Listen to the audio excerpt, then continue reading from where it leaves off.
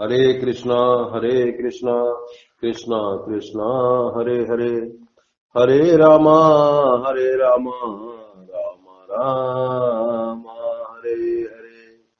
श्रीमद् भागवत की कथा सुन रहे हैं हम लोग। यह भागवतम 4 है, चौथा दिन है आज। 30 मिनट का श्रीमद् भागवत प्रवचन है। अश्वत्थामा की चर्चा करेंगे। भीम और दुर्योधन का गदा युद्ध हो रहा था। इस अंत समय में, महाभारत का अंत हो रहा है, उस समय दुर्योधन और भीम में गदा युद्ध हो रहा है। और भीम के गदा से दुर्योधन का जांग टूट चुका है। अश्वत्थामा मित्र है दुर्योधन का। वो दुर्योधन को आश्वासन देता है, कहता है कि हम 5 पांडव का सिर काट के आपको ला देते। दुर्योधन खुश हो गया कि अगर ऐसा अश्वत्थामा कर पाया। सारे योद्धा सेनापति मर चुके थे, इसलिए इसको सेनापति बना दिया कि तुम ही सब कुछ हो, तुम ही सेनापति हो। और ये गया, काम क्या किया कि शिविर में 5 सर काटा और चेहरा नहीं देखा। शिविर तो लगा रहता है जैसे तंबू होता है, टेंट हाउस। वो जहां इसको अंदाज था कि यहाँ पांडव लोग होगा, 5 सिर काटा और 5 को लेके आ गया दुर्योधन के पास। दुर्योधन बोला कि हमको भीम का सिर दो। दिया। भीम का सिर वो हाथ से दबा तो एकदम पचक गया, उससे पूरा रक्त की धार निकल गई। तो समझ गया, बोला अरे तुम तो ये भीम का सिर थोड़े है, तुम पांडव को कहां लाए हो? तो उसके बच्चा सबको ले आए। ये तो बच्चों का सिर है और तुम तो महापापी हो गए। और हम क्या बताएं तुमको कि मेरे पूरे कुल में, कौरव में यही बच्चे थे जो हम लोगों को तिलांजलि देते, मेरा अंतिम संस्कार करते। और तुम तो अंतिम संस्कार करने लायक को भी नहीं छोड़ा। मेरे वंश में यही लोग बच गया था जो मेरा अंतिम संस्कार करता, तुम तो इसको भी नहीं छोड़ा। और दुर्योधन को श्राप था कि एक ही समय में जब हर्ष और विषाद, दुख और सुख मिलेगा, तब तुम्हारी मौत हो जाएगी। तो ये तो बहुत खुश था कि पांडव का सिर ला के देगा, और अचानक दुखी हो गया कि उसके बच्चों का सिर काट के ले आया। तो इसलिए उसी समय दुर्योधन की मृत्यु हो गई। और ये गुस्सा गया अश्वत्थामा कि हम गलत कर गए, कुछ कर नहीं पाया। इधर कृष्ण भगवान अब जाने की तैयारी कर रहे हैं, क्योंकि लड़ाई समाप्त हो गया था। तो वो जाना चाह रहे थे, रथ पर सवार हो रहे थे, लोग सब उनको विदा करना चाह रहे थे और ये भी सबसे आज्ञा लेकर जाने के मूड में थे। अश्वत्थामा अभी क्या किया कि ब्रह्मास्त्र चला दिया कि जब 5 बच्चों को हम मार ही दिए तो एक और बच्चा बचा है जो उत्तरा के गर्भ में था, उसको ही मार दें। उत्तरा अभिमन्यु की पत्नी थी। अभिमन्यु अर्जुन का लड़का, जिसको महाभारत में सब मिलकर मार दिया था, उस अभिमन्यु की पत्नी उत्तरा थी। और उत्तरा के गर्भ में अभिमन्यु का बच्चा था। उसी को मारने के लिए ये चला दिया ब्रह्मास्त्र। कृष्ण भगवान जब रथ पर चढ़ने जा रहे थे तो वो बेचैन होकर दौड़ी हुई आई, बचाइए बचाइए बचाइए, आपके सिवा कोई हमको नहीं बचा सकता है, पूरा शरीर मेरा जल रहा है। तो भगवान समझ गए उसको देख के किसकी बेचैनी, लगता है ब्रह्मास्त्र छोड़ दिया अश्वत्थामा। तो कृष्ण भगवान नहीं गए और सूक्ष्म रूप में उत्तरा के गर्भ में घुस गए। और देखिए कि ब्रह्मास्त्र को कोई नहीं रोक सकता है, सब जला चुका। लेकिन ये अपनी शक्ति से, अपने सुदर्शन चक्र के सहयोग से ये उसका जलन शांत किए, ब्रह्मास्त्र को शांत किए, तब उत्तरा को होश हुआ। उसके बाद तब कृष्ण भगवान वहां से कुंती से विदा लेने गए। भगवान बोले, बुआ अब हम जाते हैं, तुम बहुत दुखी थी, दुख से संतप्त थी, तो तुम्हारा दुख दूर करने आए थे। अब तुम्हारा बेटा राजा हो गया, युधिष्ठिर राजा है। अब तुम अपने राजा बेटा के साथ सुख भोग करो। हम अपने द्वारका जाते हैं।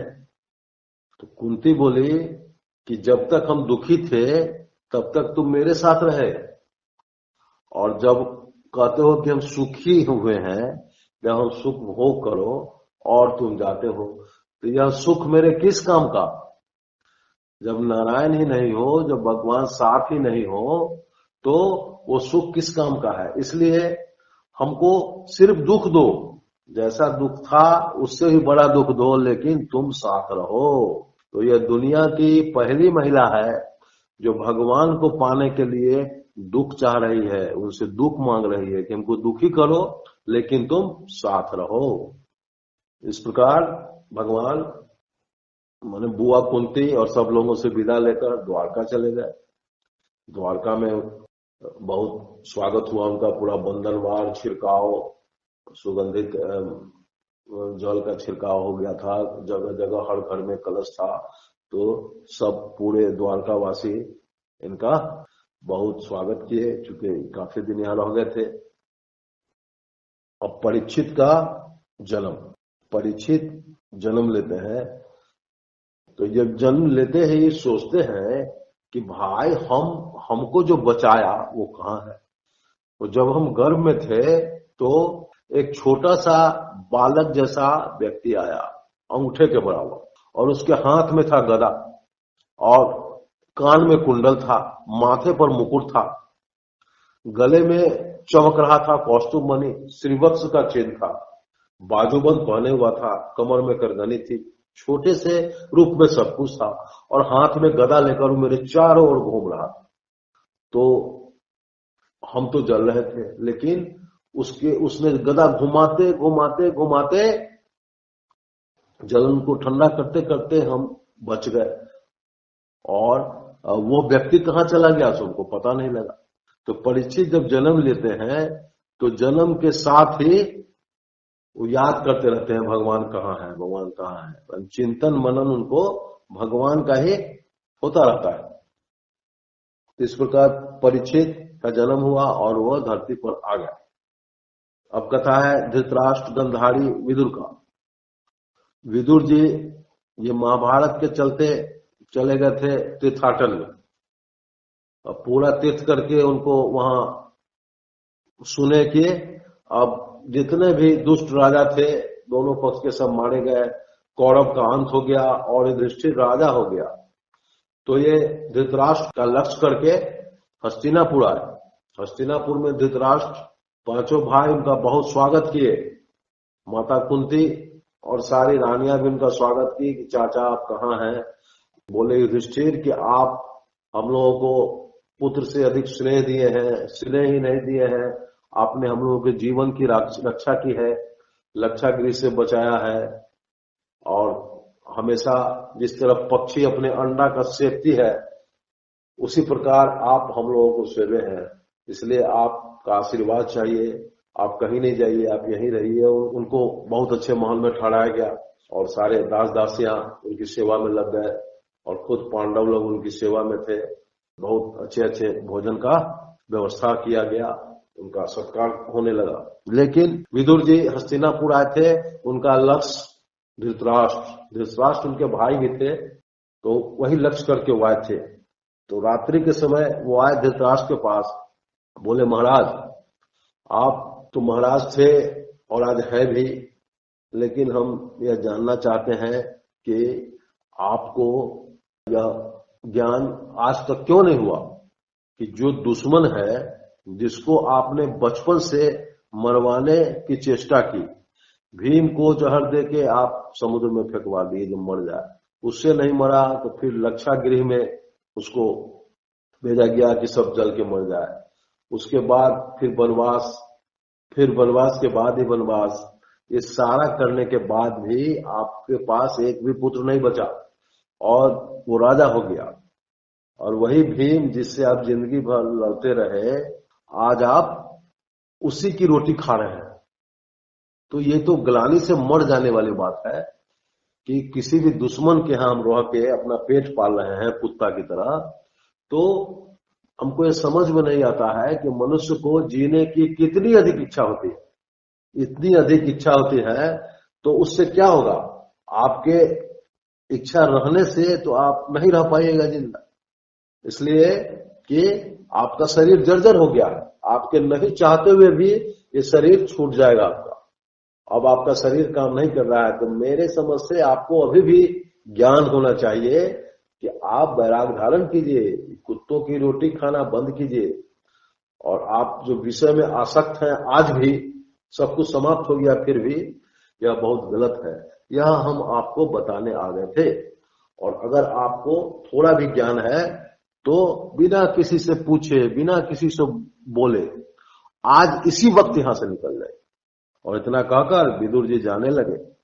धृतराष्ट्र को ज्ञान हुआ और बोले, विदुर हमको भी ले चलो। तो विदुर जी धृतराष्ट्र वहां से निकले, पीछे से गांधारी भी होली, और ये लोग पैदल ही सबसे बचते बचाते वन की ओर चले गए। अब सुबह हुआ तो युधिष्ठिर आए सबका स्वागत सत्कार करने, देखे कि कोई नहीं है, न गांधारी है, न धृतराष्ट्र है, न विदुर है। तो बहुत ढूंढे, फिर मंत्री अमात्य सिपाही लोगों से ढूंढवाया, कहीं कोई पता नहीं चला। बहुत पश्चाताप करने लगे कि लगता है कि हमसे कोई गलती हुई है, इसीलिए हमारे चाचा रूठ कर चले गए। लेकिन वे लोग नहीं मिले। फिर चूंकि वे लोग चले गए, विदुर जी तीनों आदमी कैलाश पर्वत से भी आ गए, और वहां जाकर वो लोग भगवान की आराधना में लगे, और उसके बाद अपने शरीर का त्याग किए। विदुर जी तीर्थाटन में चले गए। अब भगवान को गए काफी दिन हो गए थे, तो युधिष्ठिर बोले अर्जुन को कि उनका पता लगाओ, कैसे हैं, क्या है, किस हाल में है, क्या कर रहे हैं। तो हाल चाल लेने अर्जुन द्वारका चले गए, और अर्जुन को गए महीनों बीत गए थे। युधिष्ठिर चिंतित थे कि भाई इतना समय हो गया, अभी तक अर्जुन नहीं आया। तो भीम को बुलाए, बोले कि देखो अभी तक अर्जुन लौटे नहीं है, तो जरा पता करो, हमको तरह तरह का अपशकुन हो रहा है, तो लगता है कि कुछ विशेष बात है, इसलिए तुम पता करो। अब भीम से इसे बात कर रहे थे, तब तक अर्जुन पहुंच गए। अर्जुन आए तो उनका मुंह लटका हुआ था, बहुत उदास थे। तो तरह तरह का सवाल किए कि भाई तुम इतने उदास क्यों हो, हम लोग इतना दुख सहे हैं, इतने तकलीफ में रहे हैं, कभी तुम्हारा चेहरा ऐसा नहीं था, इतना उदास नहीं था, और आज तुम इतने उदास हो, क्यों, क्या कारण। बहुत तरह से प्रश्न किए कि किसी बूढ़ा आदमी की रक्षा नहीं कर पाए, कोई स्त्री तुम्हारे सामने गिड़गिड़ाते रही, तुम उसकी नहीं रक्षा किए, या तुमसे कोई गलती हुई, या तुम्हारी प्रजा किसी ने तुमको कुछ बोला है। लेकिन फिर अंत में बोले कि नहीं, हमको लगता है कि यह सब कोई प्रश्न सही नहीं है, तो हो न हो तुम कृष्ण से रहित हो गए हो, माने कृष्ण अब धरा पे, धरती पे नहीं। अर्जुन बहुत देर उदास रहे, फिर वही बोले कि आप सही बोल रहे हैं, कृष्ण जी हमारे मित्र और भाई नहीं थे, वो हमको ठग के चले गए, बिना हमको बोले वो यहां से चले गए, और हम एक तरह से ठगा गए। हम समझते थे कि हमारे मित्र हैं, भाई हैं, लेकिन ऐसा कुछ नहीं था, वो परमेश्वर थे, भगवान थे, अपनी लीला समाप्त किए और यहां से चले गए। और हम में कोई बल पौरुष भी नहीं है, हमारा वही गांडीव धनुष है, वही रथ है, लेकिन हम अब श्रीहीन लग रहे हैं, हमें कोई शक्ति नहीं है, हम किसी की रक्षा अब नहीं कर सकते, अपनी रक्षा भी हम करने में समर्थ नहीं है।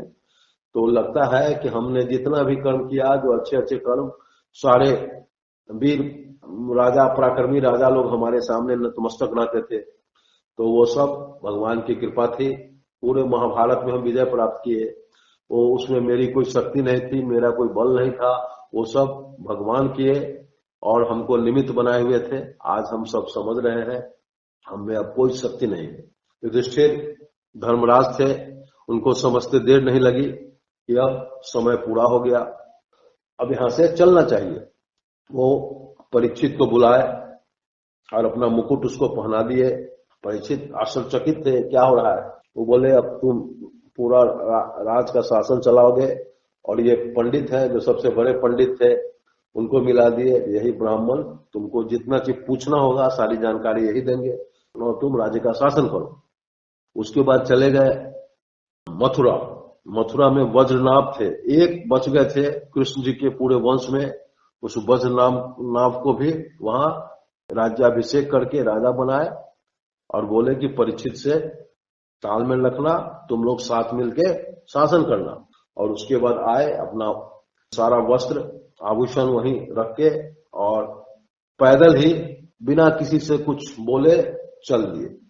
इसके पीछे उनके भाई लोग एक एक करके चले और बाद में कुंती द्रौपदी भी इनके साथ वनगमन कर दी। इस प्रकार राजा परीक्षित राजा हो गए और राजा होकर ब्राह्मण से राय लिए तो वो लोग बोले कि अब राजसूय यज्ञ कीजिए। यज्ञ करने के बाद दिग्विजय के लिए निकले। तो दिग्विजय के लिए निकले माने सारे राजा को अपने अधीन करने के लिए।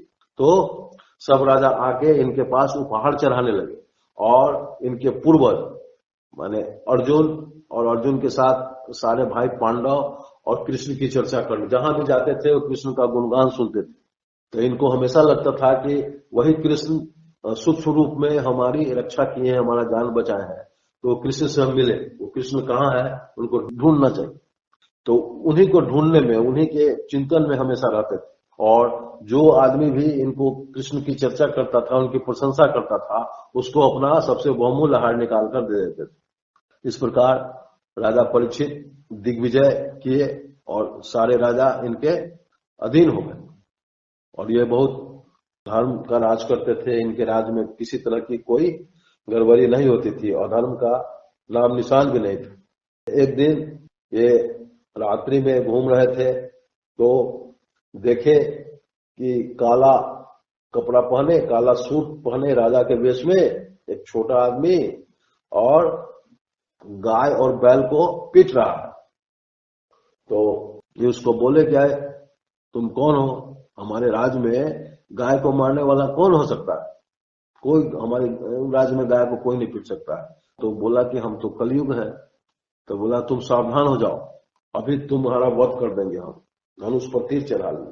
कलयुग हाथ जोड़ के खड़ा हो गया, बोला कि महाराजा अभी मेरा युग है। 230 साल कलयुग बीत चुका था, लेकिन राजा परीक्षित के डर से कुछ कर नहीं पाता था, वो अपना राज नहीं शासन ले पाता था। तो हमारा युग है, माने हमको रहने दिया जाए। तो बोले ठीक है, तो तुमको हम मारेंगे नहीं, तुम मेरा राज छोड़ के चले जाओ। तो फिर भी कलयुग गया नहीं, वहीं पर खड़ा था। तो बोले कि तुमको डर नहीं लगता है? कलयुग बोला कि डर तो लगता ही है, लेकिन जो आप बोले हैं जहां जाने, जहां अधर्म हो, जहां जुआ शराब हो, वहां चले जाओ, जहां गलत सलत। तो आपके राज्य में तो कहीं कुछ होता ही नहीं है, तो हम जाए कहां? तो जगह आप ही बताइए, जहां बोलेगा वहां चले जाए। तो बोले कि ठीक है, तो स्वर्ण में चले, माने जहां सोना है वहां चले जाओ। तो कलयुग खुश हो गया और सोना में चला गया।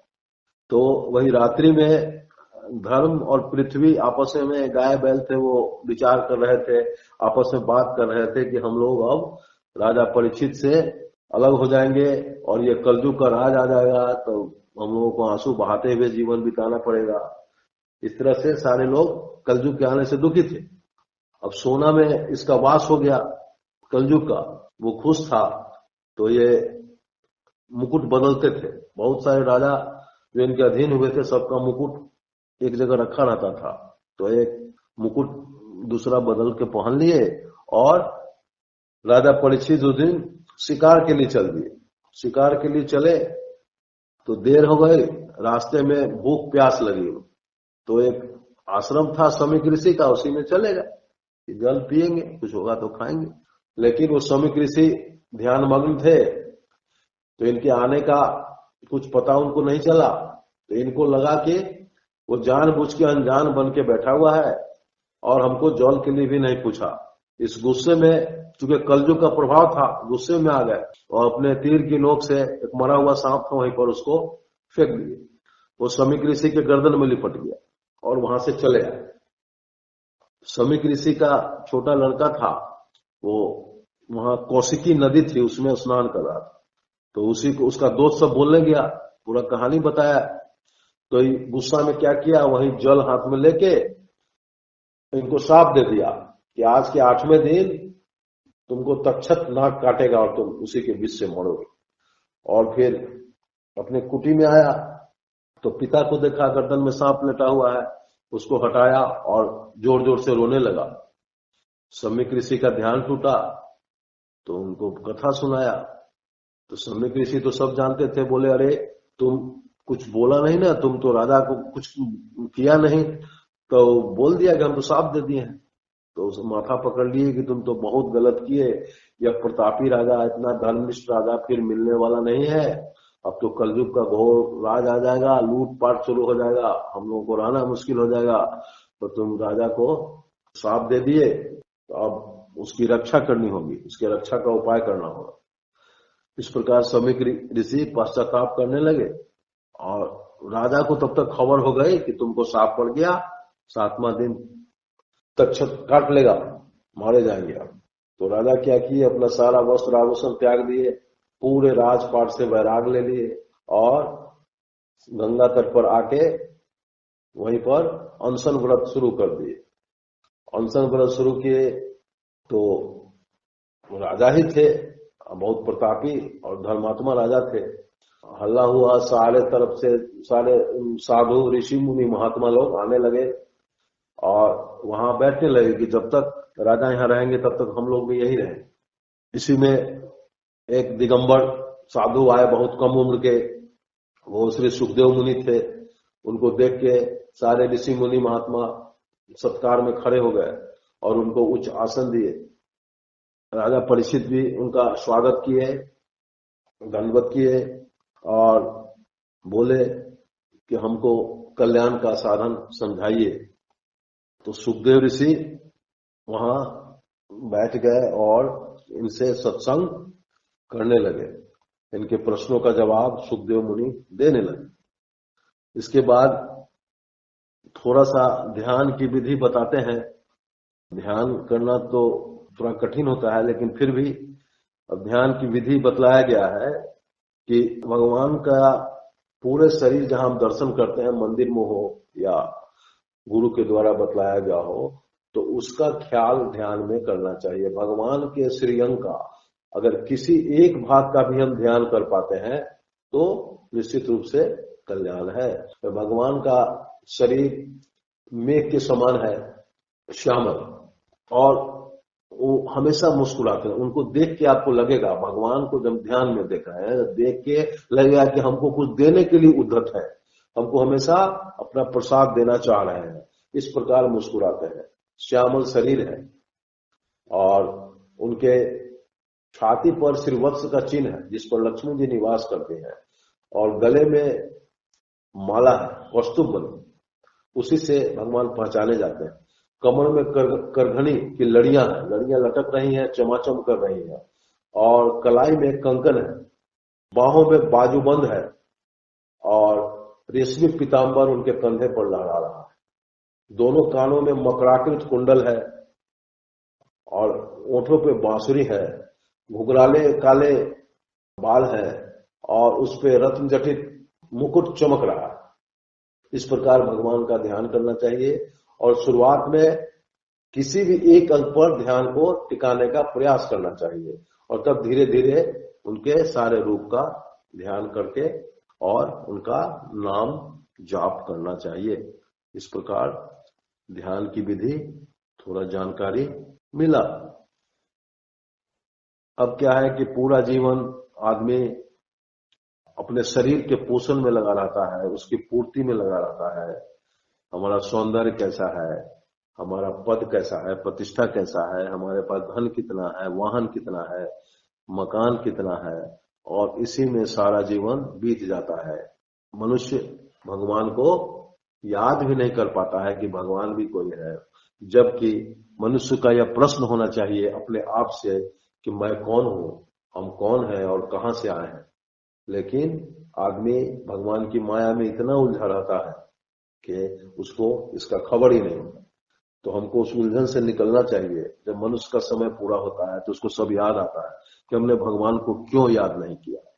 तो मेरे गुरु जी के पास, गुरु जी के पास एक जालान साहब आते थे, उनके शिष्य थे, धनी थे, तो वो अपनी कहानी कहते थे, रोते थे पति पत्नी, और कहानी कहते थे कि जब गांव से आए बाहर शहर में तो 10 रुपया ही मेरे पास था, वही पूंजी थी। और पति पत्नी थे तो क्या करते, तो गुड़ खरीदते थे, गुड़ खरीद के लाते थे और माथा पर लेके उसको बेचने जाते थे, और गुड़ बेच के फिर गुड़ खरीदते थे। तो इसी से मेरा परवरिश चलता था। तो मन में यह होता था कि भगवान हमको अगर 100 रुपया हो जाता पूंजी तो घूमने का चक्कर खत्म हो जाता, एक छोटा सा दुकान कर लेते। तो 2-4 साल गुड़ बेचे, थोड़ा थोड़ा पैसा बचा तो 100 रुपया पूड़ गया और हम एक छोटी दुकान खोले, दुकान चलने लगा। परिवार में थोड़ा पैसा पहले से कुछ सरप्लस हुआ, तो मन में ऐसा होता था कि अगर 1000 रुपया पूंजी होता तो दुकान को बड़ा कर लेते, कुछ अच्छा पैसा कमाने लगते हम। तो कमाते कमाते फिर 1000 रुपया ही पूड़ गया, और 1000 पूरा तो दुकान भी बड़ा हो गया, दुकान चलने लगा। उसके बाद तब तक कुछ बाल बच्चे हो गए, बेटा बेटी।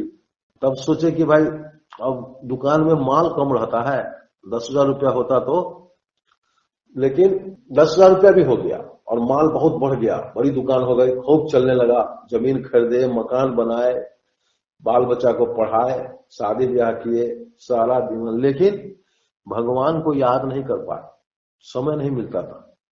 तो अब शादी कर दिए तो बेटी की भी शादी कर दी और 50,000 रुपया हम बेटी को दे दिए। तो बेटा पुतो कहता है ये बेईमान है, बुरा। माने हमको पति पत्नी को बेईमान कहता है कि बेटी को 50,000 रुपया दे दिए। तो गुरु जी जीवन भर 10 रुपया से कमा के इतना धन अर्जे हैं और हम ही बेईमान हो गए। तो इससे अच्छा था कि शुरू से हम भगवान की सेवा में रहते, तो भगवान तो हमको बेईमान नहीं कहते, उनकी सेवा में रहते, तृप्त रहते, संतुष्ट रहते। आज सब कुछ पाकर भी हम कुछ नहीं है। तो इसी प्रकार वो अपना उदाहरण देते थे, लेकिन हर मनुष्य का यही कहानी है कि अंत में उसको लगता है कि हम कुछ नहीं किए, जो किए सब बेकार किए। तो इस जालान साहब की कथा हम लोगों को आश्रम में बराबर सुनने को मिलती है। तो समय तो पूरा हुआ, अब विराम देते हैं। हरे कृष्णा कृष्णा कृष्णा हरे हरे, हरे रामा